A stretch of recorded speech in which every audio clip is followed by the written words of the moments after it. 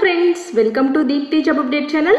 మీలో ఎవరైనా first time కనుక చూస్తున్నట్లయితే మన ఛానల్ అయితే సబ్స్క్రైబ్ చేసుకోండి. మీకు అప్డేట్ గా job notifications, scholarships, previous year exam papers immediate గా తెలుస్తాయి.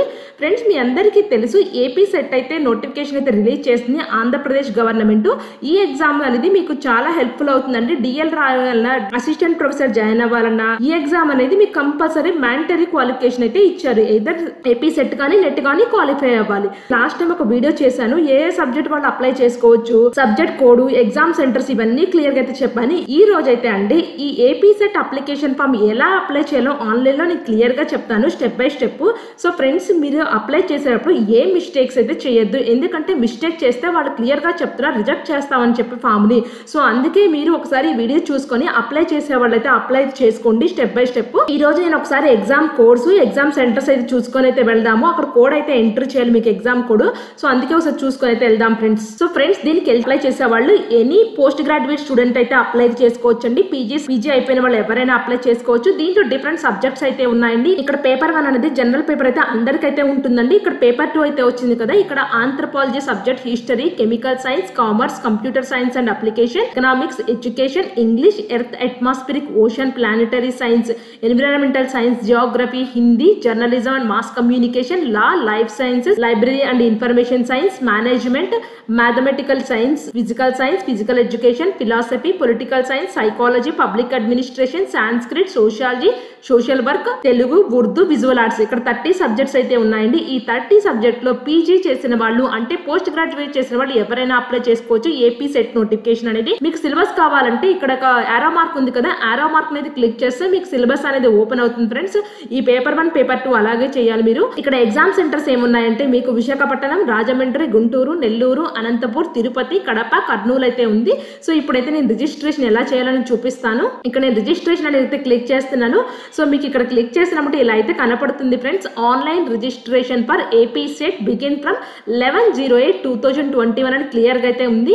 ఇక్కడ ఇంపార్టెంట్ ఇన్స్ట్రక్షన్స్ అయితే ఇచ్చారు ఫ్రెండ్స్. మీరు అప్లై చేసే ముందు ఇన్స్ట్రక్షన్స్ అయితే ఒకసారి చదవండి. మీరు ఏ మిస్టేక్ చేసిన ఫామ్ అయితే రిజెక్ట్ చేస్తామని చెప్తున్నారు. ఇక్కడ candidate name, father name, date of birth, email ID, mobile number submit చేసిన తర్వాత ఒక్కసారి సబ్మిట్ చేస్తే మీరు చేంజ్ చేసుకోలేరని క్లియర్ గా అయితే చెప్తున్నారు.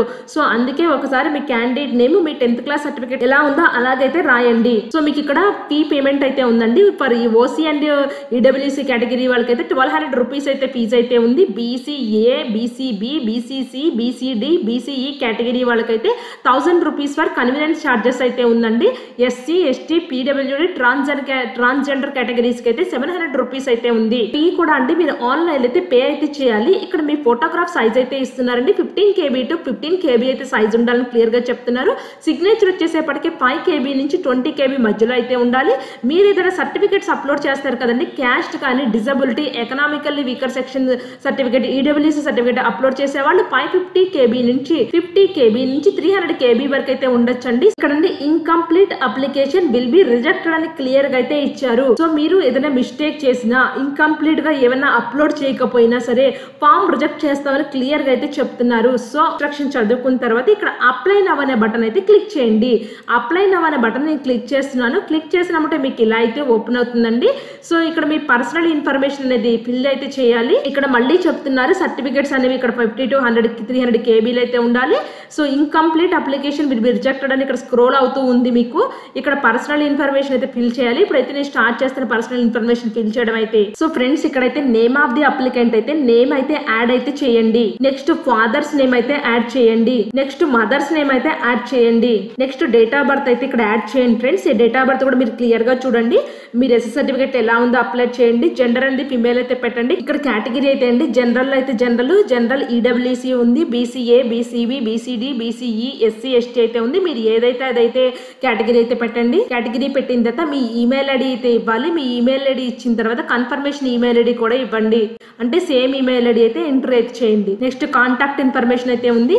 మీ హౌస్ నెంబర్, విలేజ్, మండలు, డిస్టిక్, పిన్ కోడ్, కంట్రీ ఇవన్నీ అయితే ఇవ్వాలి ఫ్రెండ్స్. మొబైల్ నెంబర్ కూడా మీరు కరెక్ట్ మొబైల్ నెంబర్ అయితే ఇవ్వాలి. ఇక్కడ కింద పాస్వర్డ్ అయితే ఉంది కదా ఫ్రెండ్స్, పాస్వర్డ్ కూడా మినిమం 6 అయితే ఉండాలి, మాక్సిమం 15 క్యారెక్టర్స్ అయితే ఉండాలని చెప్తున్నారు. ఇక్కడ must contain at least 1 upper case and 1 lower case character అయితే ఉండాలని క్లియర్ గా అయితే చెప్తున్నారు. ఇక్కడ పాస్వర్డ్ అయితే ఎంట్రీ చేయండి, వెరిఫై పాస్వర్డ్ కూడా ఎంట్రీ అయితే చేయండి. నెక్స్ట్ సేవ్ అండ్ నెక్స్ట్ అయితే క్లిక్ చేయండి. ఇక్కడ సేవ్ అండ్ నెక్స్ట్ క్లిక్ చేసిన తర్వాత ఇక్కడ మీ నేమ్ ఆఫ్ ది అప్లికెంట్, మీరు ఫిల్ చేశారు కదా పర్సనల్ డీటెయిల్స్, ఇవన్నీ కూడా మీకు అయితే కనిపిస్తాయండి.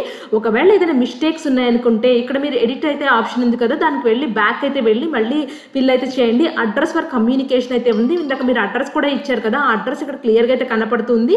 సో మీ ఫోన్ నెంబర్ అన్ని కూడా క్లియర్ గా అయితే ఉన్నాయి.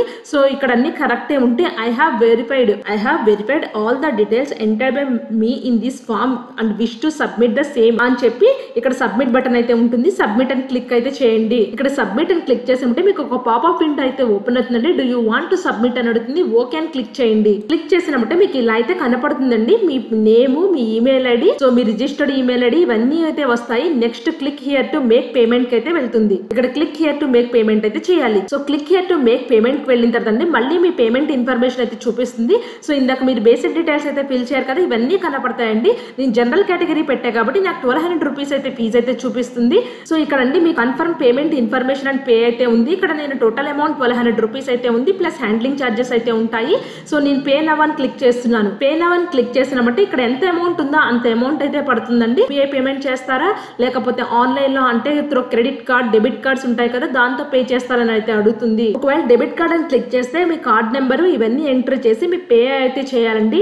ఇక్కడ 1205 రూపీస్ అయితే చూపిస్తుంది నాకు టోటల్ అమౌంట్, ఇంక్లూసివ్ చార్జెస్ తో కలిపి చూపిస్తుందండి. ఈ అమౌంట్ అయితే మీరు పే అయితే చేయాలి. అమౌంట్ పే చేసిన తర్వాత అండి మళ్ళీ మెయిన్ వెబ్సైట్ కి అయితే వచ్చేసింది. సో లాగిన్ అయితే క్లిక్ చేయండి. ఇక్కడ లాగిన్ క్లిక్ చేసిన తర్వాత మీరు ఇందాక ఏ మెయిల్ ఐడి ఎంట్రీ అయితే చేశారో ఆ ఎంటర్ చేయండి. పాస్వర్డ్ అండి, పాస్వర్డ్ అనేది జీమెయిల్ పాస్వర్డ్ అయితే కాదు, మీరు ఇందాక ఒక పాస్వర్డ్ అయితే ఇచ్చారు కదా, ఆ పాస్వర్డ్ ఎంట్రీ చేయాలి.